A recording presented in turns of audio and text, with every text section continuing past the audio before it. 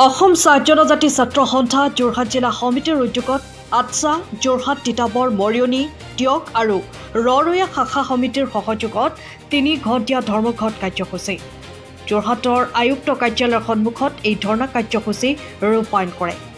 চাহ জনগোষ্ঠীৰ লোকসকলক চৰকাৰে ভূমি আবণ্টন দিয়া কাৰ্যক মালিক পক্ষই বিৰোধিতা কৰি আদালতত দ্বাৰস্থ হোৱা কাৰ্যৰ বিৰুদ্ধে প্ৰতিবাদ।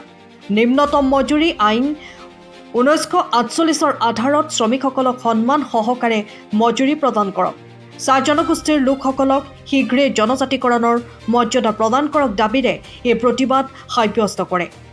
উক্ত কাৰ্যসূচীত প্ৰায় 1.5 শতাধিক কৰ্মীয়ে অংশগ্ৰহণ কৰে। যোৰহাটৰ পৰা নয়ন ফুকনৰ ৰিপৰ্ট, পোহৰ লাইভ।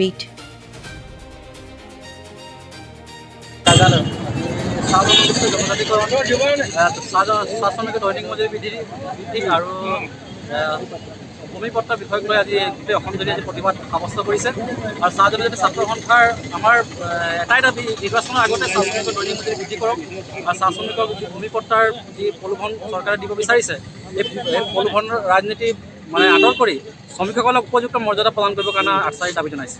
হয়, আৰু আপোনালোকৰ যদি এই দাবীসমূহৰ ক্ষেত্ৰত চৰকাৰে বিভিন্ন আঁচনি ঘোষণা কৰিছে আৰু চৰকাৰে চাহ শ্ৰমিকসকলক প্ৰলোভিত কৰাৰ কাৰণে কিছুমান আঁচনি ঘোষণা কৰিছে, কিন্তু আমাৰ চৰকাৰৰ প্ৰতি এটাই দাবী যে চাহ শ্ৰমিকৰ যিবোৰ প্ৰকৃত সমস্যা, যিবোৰ মূল সমস্যা, যেনে আমাৰ ভূমি পট্টাৰ হওক বা জনজাতিকৰণ বিষয়টো হওক বা আমাৰ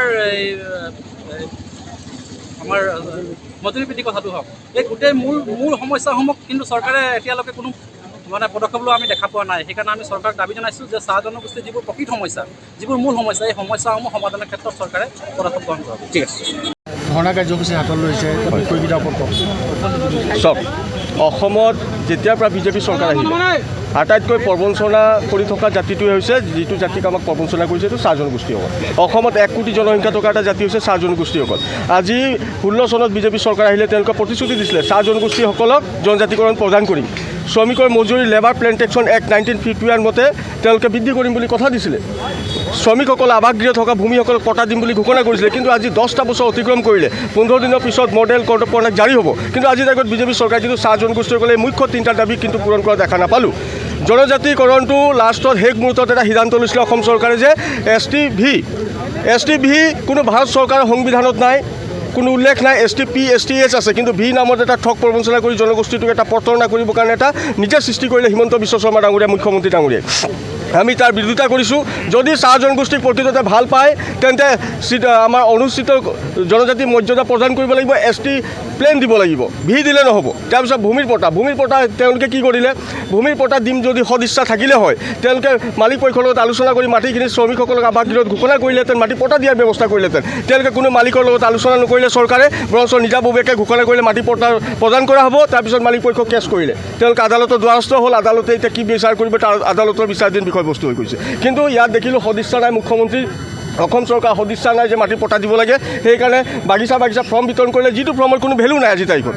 কাৰণ মডেল কোড অফ কণ্ডাক্ট জাৰি হোৱাৰ পিছত সেই ফৰ্মবোৰ কিন্তু অট'মেটিক কেঞ্চেল হৈ যাব। এটা লিখাই আছে, সেইটো কোনো কাম নাইকিয়া এটা ফৰ্ম হয় যে ফিল আপ কৰিলে যে মাটি পটা প্ৰদান হ'ব, সেইটো কিন্তু উল্লেখ নাই। ইয়াৰ পিছত যিটো মজুৰি বৃদ্ধি, শ্ৰমিকসকলক তেওঁলোকে 16 চনত কৈছিলে 1951 লেবাৰ প্লেণ্টেশ্যন এক্ট মতে তেওঁলোকক মজুৰি দিয়া হ'ব। আমি দাবী কৰিছিলোঁ আজিৰ তাৰিখত তেওঁলোকে 551 টকা মজুৰি বৃদ্ধি কৰিব লাগে, কিন্তু আজিৰ তাৰিখত তেওঁলোকে 250 টকাত শ্ৰমিকসকলে মজুৰিত কাম কৰাই আছে, যিটো একে দুৰ্ভাগ্যজনক। যিটো ভাৰতবৰ্ষৰ ইতিহাসত আটাইতকৈ কম দৰমহা পোৱা জাতিটো হৈছে চাহ জনজাতিসকল।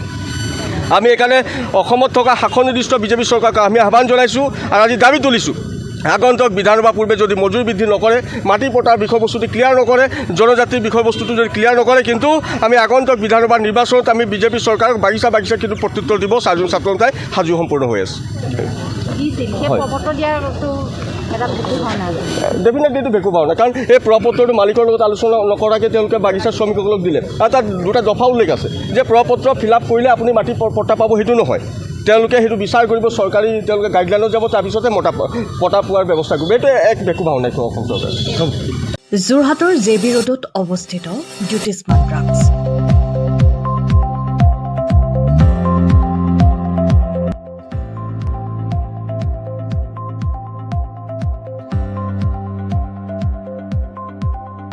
আপোনালোকৰ সেৱাত জ্যোতিষ্মান ড্ৰাগছ। আমাৰ ইয়াত শিশুসকলৰ লগতে প্ৰাপ্তবয়স্ক পুৰুষ মহিলাসকলৰ বিভিন্ন ৰোগৰ ঔষধ উপলব্ধ। পুৱা 9 বজাৰ পৰা নিশা 10 বজালৈ খোলা থকাৰ লগতে বিভিন্ন ঔষধ ৰেহাই মূল্যত উপলব্ধৰ ব্যৱস্থা। আপোনালোকৰ জৰুৰীকালীন সেৱাৰ বাবে জ্যোতিষ্মান ড্ৰাগছ। আমি সদায় সাজু। আমাৰ ঠিকনা JB ৰোড, যোৰহাট।